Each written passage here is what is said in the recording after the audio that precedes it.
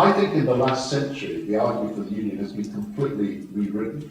You know, in the 18th and 19th century, it was military, it was defence, it was an economic market that relieved us from poverty, allowed us access to the empire.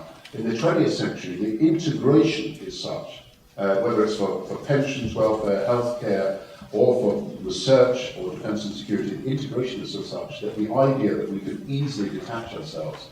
And I also think that the arguments that have been put forward in favour of independence are based on complete myth and almost economic illiteracy, not to recognise that so much of our trade is with England.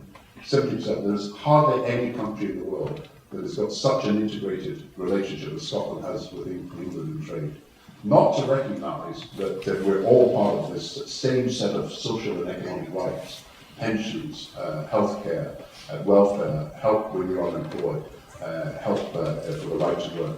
Not to recognise these things is to ignore the huge changes that took place in the 20th century. So that while Scottishness is a central feature of our life right through all these centuries, the changes that have taken place in the last century bind us far more closely together. And I suspect that we've got a new generation of young people growing up who are part of a network across the world, who are in a sense a post-nationalist generation that see themselves as having multiple identities. They can be comfortably Scottish, British, European, and think of themselves as global citizens. And I do think we're trying to relive a battle of the 19th century when we should be thinking about the 21st century. So I hope you can understand that my views are heartfelt and they're nothing to do with political advantage in the short term or indeed in the long term.